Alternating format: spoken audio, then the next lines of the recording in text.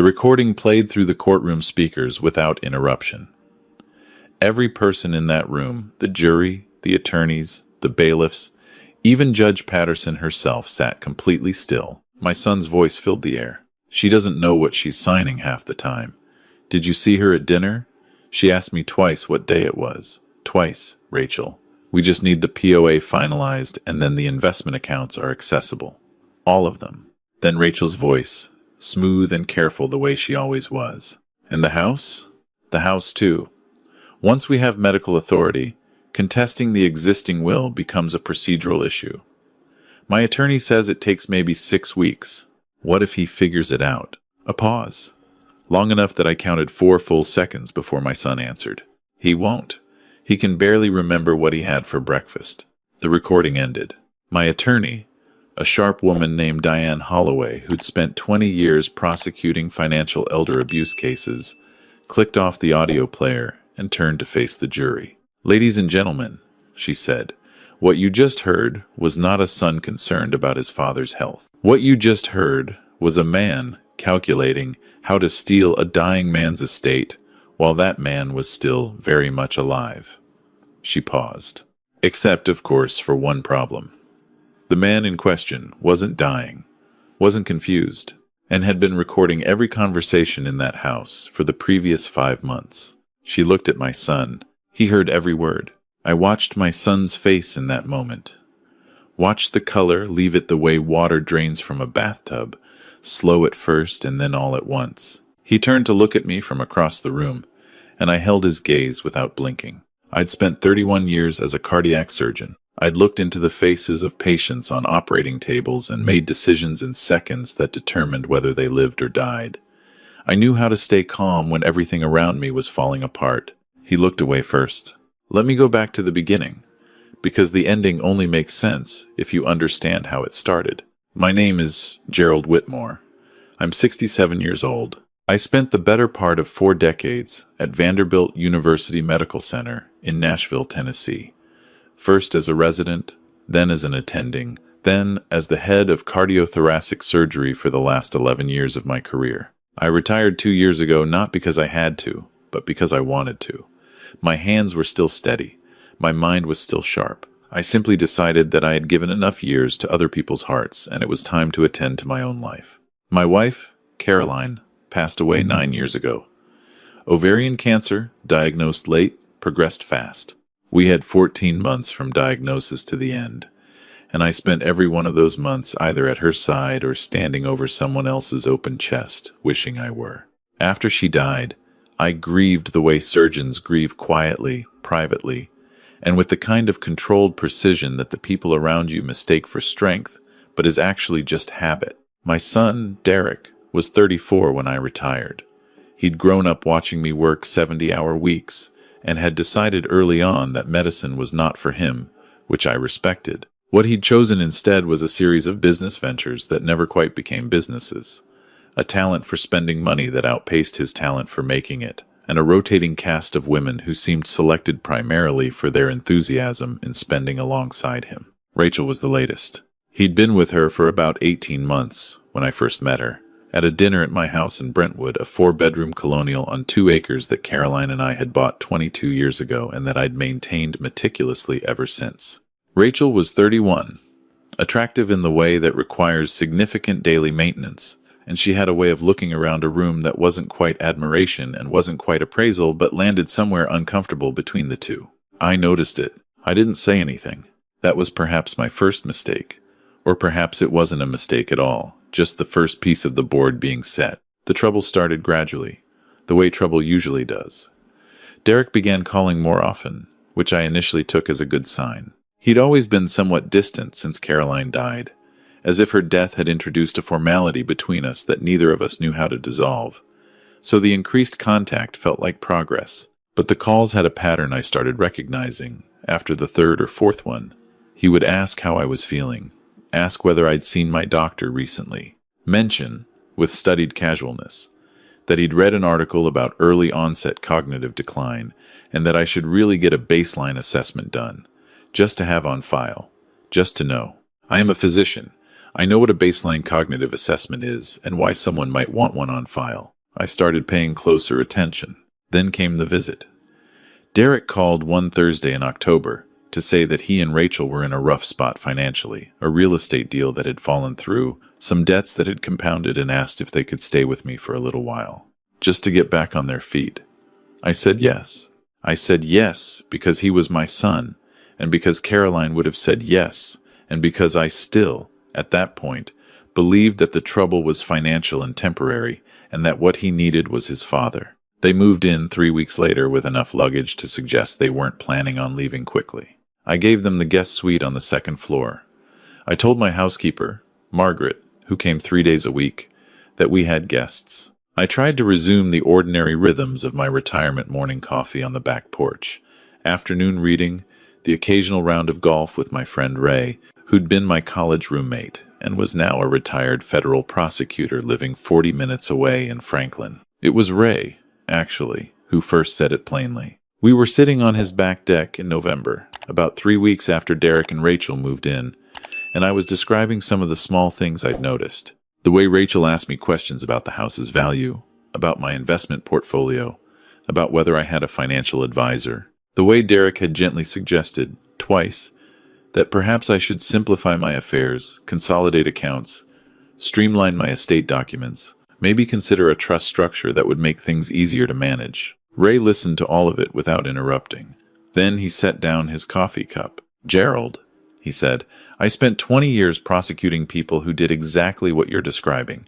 They target older individuals, usually recently widowed or living alone, usually with significant assets. They establish proximity, manufacture concern about cognitive decline, and then push for legal instruments, power of attorney, guardianship, beneficiary changes that give them financial control." I looked at him. "You think my son is running an elder financial abuse scheme? I think you should act like he might be," Ray said, "and find out for certain before you decide what to do about it." I drove home that evening and sat in Caroline's reading chair, the one I'd never moved from its spot by the living room window, and thought about it for a long time.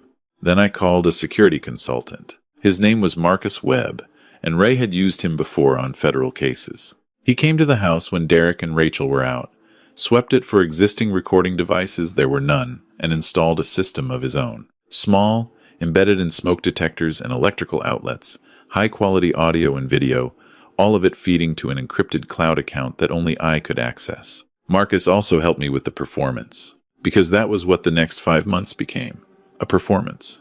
I am a surgeon, not an actor, but it turned out the two skills had more in common than I'd expected.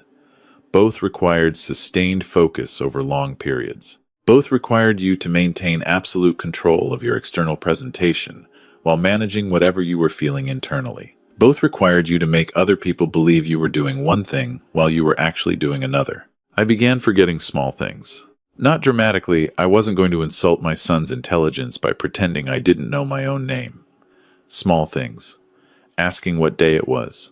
Losing my reading glasses, which I then started leaving in obvious places for them to find and return to me. Repeating a question I'd asked 30 minutes earlier. Getting confused, briefly, about a medication dosage. Derek and Rachel noticed. Of course they noticed. They were watching for it. The conversations changed. They became more frequent, more probing. Rachel started asking about my doctor. Which doctor? How often did I see him? Had I thought about getting a full geriatric workup? Derek brought up the power of attorney twice in November, framing it as simple practicality. Just sensible planning, Dad, in case something happened, so I wouldn't have to worry. I said I'd think about it. I also, in October, had a very quiet meeting with my actual attorney, a woman named Susan Park, who had handled my affairs for 12 years. We updated my will. I transferred a meaningful portion of my liquid assets to a charitable remainder trust that I'd been considering funding for years. I specified, in writing, that Derek was to receive a fixed sum enough to be comfortable, not enough to be idle, and that the remainder of my estate, including the house, would go to a cardiovascular research foundation at Vanderbilt that Caroline had supported and that I had funded in her name after she died. Susan asked me if I was certain. I told her I was. I also told her to keep the updated documents entirely confidential, seen only by her and the two witnesses she trusted most. Not filed anywhere Derek could access. Not discussed with anyone outside her office. Then I went home and forgot, out loud, what I'd had for breakfast. December arrived, and with it a shift in urgency. Derek and Rachel were spending money I hadn't authorized. I'd reviewed my accounts carefully and found 3 charges on a credit card I rarely used that I hadn't made myself. Small amounts, nothing that screamed fraud, but deliberate. Testing the water, seeing if I'd notice. I didn't mention it. In January, Derek sat me down for a serious conversation. He was concerned, he said. I seemed to be struggling more than I was letting on. He'd done some research. He'd talked to a doctor, he said, a geriatric specialist, and he thought it would be best if we looked into formally establishing a healthcare directive and a durable power of attorney, just to make sure that if something happened, he could take care of things. He slid a document across the kitchen table. I looked at it. It was a general, durable power of attorney, the kind that, once signed, would give Derek authority over my financial accounts, my property transactions, my investment decisions. Essentially everything. I picked it up, looked at it for a long moment. This seems complicated, I said. It's really not, Dad. It's just paperwork, to protect you. I'd want to have someone look at it. Of course, we can have someone look at it. But honestly, the sooner we get this sorted out, the better. These things can take time to process, and you don't want to be caught without coverage. If something, let me hold on to it, I said. I'll read it tonight. He hesitated, then nodded. Sure, of course. I took the document upstairs. Read every line of it. It was exactly what it appeared to be, a broad, sweeping grant of financial authority. The kind of document that, in the hands of someone with bad intentions, would allow them to liquidate a person's assets entirely and transfer the proceeds with minimal legal challenge. I photographed every page, sent the photos to Susan. Then I went downstairs, left the document on the kitchen counter where I'd found my glasses that morning, and told Derek I couldn't remember where I'd put it. I watched his jaw tighten, just slightly, before he smoothed it back into concern. That was when I knew, with the certainty I used to feel when a diagnosis clicked into place, that Ray had been right from the beginning. I called him the next morning from my car, parked at the end of the driveway. We need to move, I said. Ray agreed. He'd already been in quiet contact with a former colleague at the FBI's Financial Crimes Unit. Given my status as a retired physician and the nature of the scheme, it was the kind of case that drew attention. Within 2 weeks, I was formally cooperating with a federal investigation. The recordings were already substantial. Marcus reviewed them with the investigating agent, a woman named Tanya Osei, who had a particular specialty in elder financial exploitation. What they found was worse than I'd anticipated. It wasn't just Derek and Rachel. There was a third person, a man named Paul Griffith, who was, it emerged, a disbarred attorney from Memphis who specialized in producing fraudulent legal documents. Derek had been in contact with him since October. The plan, as reconstructed from recordings and Griffith's own communications that were later subpoenaed, was layered. First, establish the POA. Second, use it to redirect my liquid assets, roughly $2, $1 million across several investment accounts, into a holding company that Rachel had incorporated in Nevada 2 months before moving in with me. Third, initiate a challenge to my existing will on the grounds of cognitive incapacity, using the fraudulent geriatric assessment that Griffith had connections to produce. The house was to be sold through a legitimate real estate transaction that Derek would control through the POA, at fair market value just under $1, $4 million, but the proceeds would flow entirely to him. The total they were planning to take was somewhere in the range of $3.5 million. Agent Osei sat across from me in Ray's living room and laid all of this out in the flat, methodical way that investigators have, and I listened to every word of it without interrupting. When she finished, I asked her one question. How long to build the full case? We're close, she said. We need one more overt act, something on record. I'll give you one, I said. 2 weeks later, I told Derek that I'd thought about the power of attorney, and I was ready to sign it. I told him I wanted to do it at the house, with him and Rachel present, that I didn't want to make a production of it. He agreed immediately, too quickly, but I'd expected that. The signing was scheduled for a Thursday afternoon. What Derek didn't know was that Susan Park's assistant had tipped off Tanya Osei's team that morning. What he also didn't know was that the man he'd hired to serve as a second witness to the signing a formality he'd arranged to make everything look legitimate was already cooperating with federal investigators. I sat down at my kitchen table, the same one where Derek had first slid the document toward me 3 months earlier. I picked up the pen, then I set it down. "Before I sign this," I said, "I want to make sure I understand what I'm giving you." Derek said, patiently, that we'd been over it. It was just a precaution. "But the investment accounts?" I said. "This covers those?" "Yes, Dad." "And the house?" "Yes." "But nothing's going to change. This is just so that if you're ever in a situation where you need someone to, and you and Rachel would manage everything together." Something shifted in Rachel's expression, just briefly. "We'd take care of everything," she said. "You wouldn't have to worry about any of it." "Okay," I said, and I signed. Tanya Osei's team came through the front door 9 minutes later. The federal charges were filed 5 weeks after the arrest. 3 counts for Derek financial elder abuse, conspiracy to commit fraud, and forgery, the last charge connected to the documents Paul Griffith had already partially produced.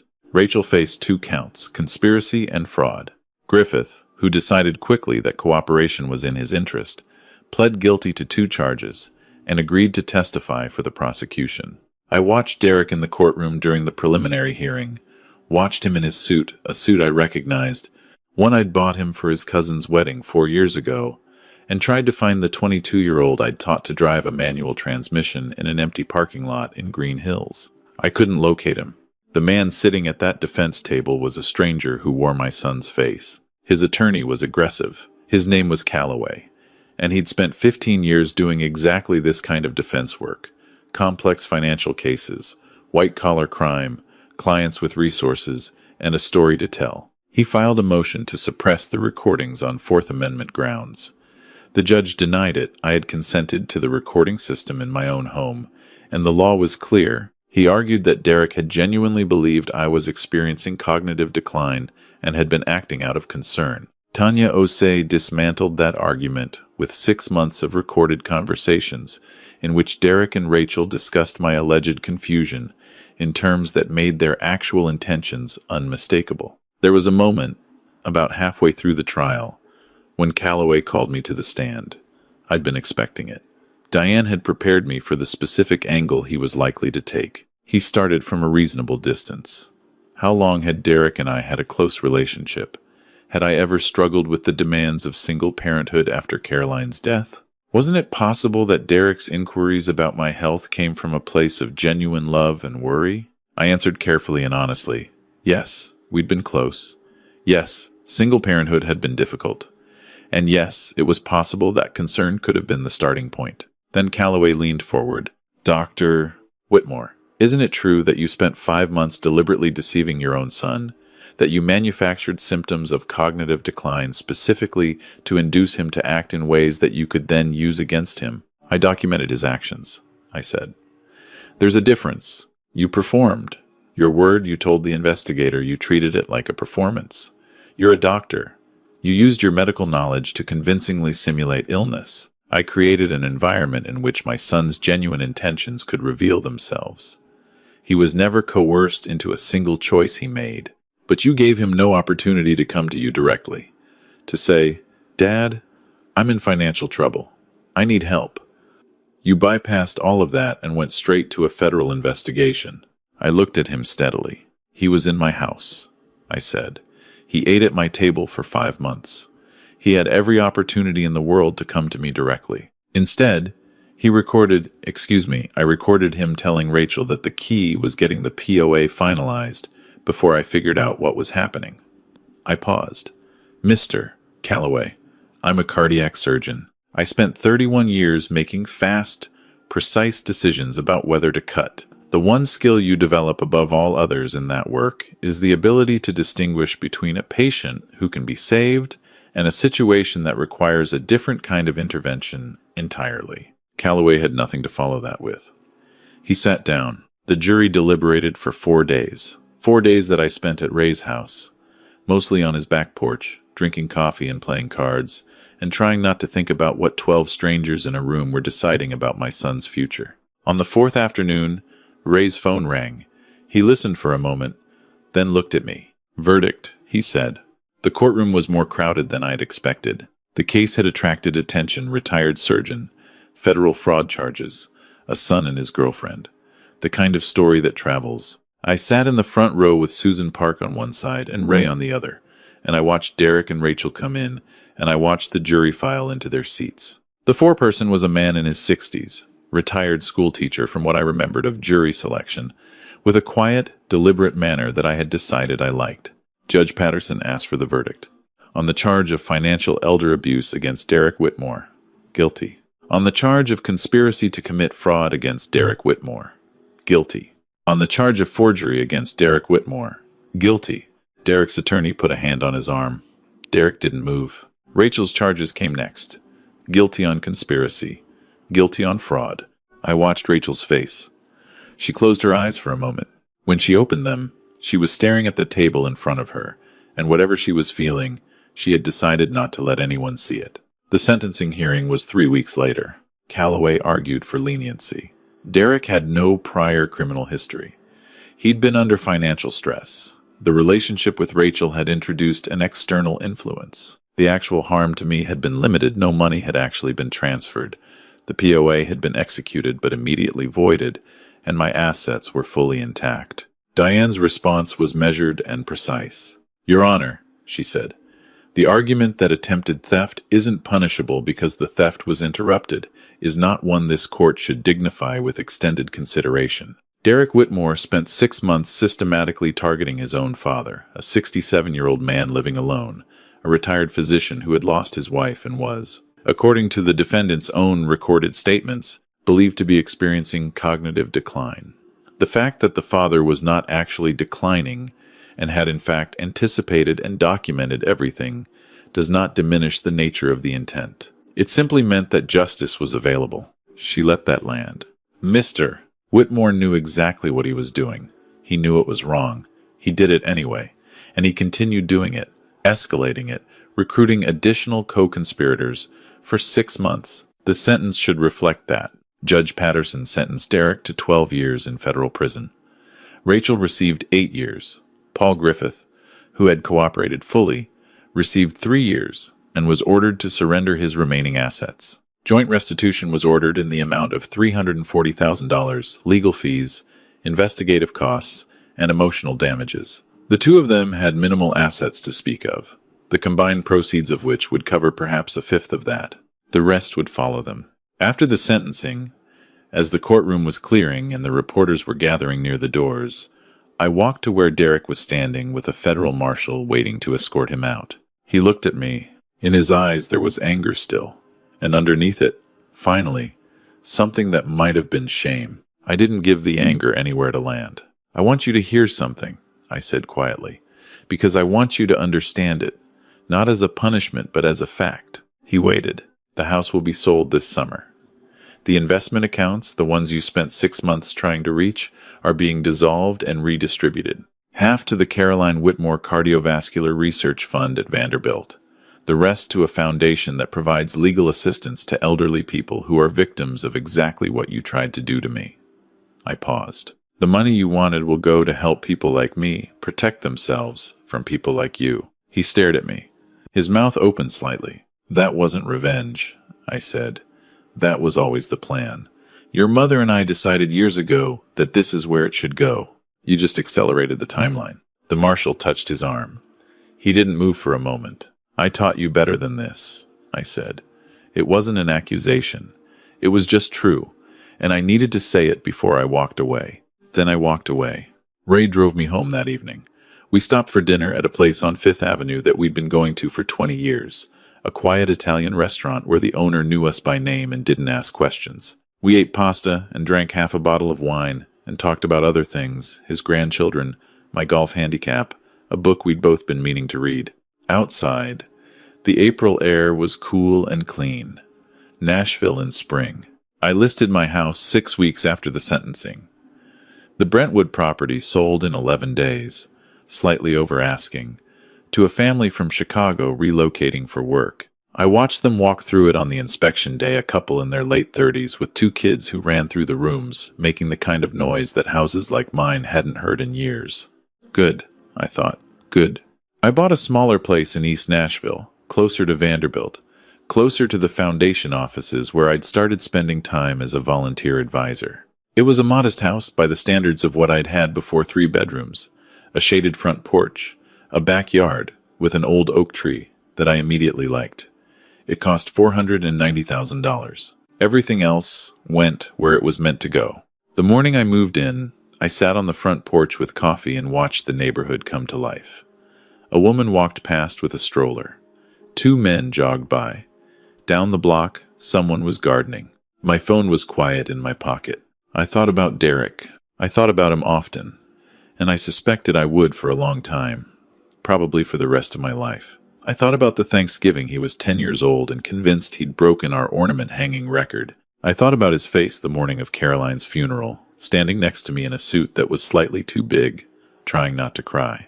I thought about all the years between then and the day he sat down across from me and slid a document across the kitchen table.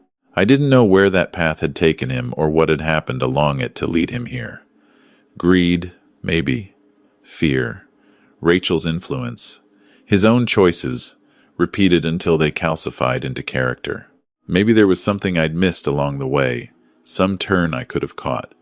I'd spent enough nights with that question to know it wasn't one I'd ever fully answer. What I did know was that I had given him chances, not the theater of it, not the performance, but real chances, every day for 6 months, to stop, to knock on my door and say, "Dad, I need help," to be honest, to be the person I'd raised him to be. He had chosen differently every single day. I'd made sure his choices had consequences. That wasn't cruelty. That was the only thing left to give him. My phone buzzed. Ray. Checking in. "How's the new place?" I looked out at the oak tree. A cardinal had landed in the upper branches. "Good," I typed back. "Really good." I set the phone down and finished my coffee. I had an afternoon meeting at the foundation, a new initiative focused on estate planning education for seniors, something I'd been helping design for the past 2 months. Simple guides, clear language, the kind of information that might have helped 100 other people avoid what I'd been through. After that, I had dinner with my daughter, Meredith, who lived 40 minutes away in Murfreesboro, and who had driven up to help me unpack boxes the day before and had cried once, quietly, in the kitchen when she thought I wasn't watching. I was a 67-year-old retired cardiac surgeon living alone in a smaller house in a neighborhood I was still learning, starting over in the particular way that only becomes possible after you've lost something you can't recover and decided to rebuild from what remains. It wasn't what I'd imagined for this chapter of my life. But the cardinal was still in the oak tree. The coffee was still warm. The morning was still quiet. There are worse places to begin.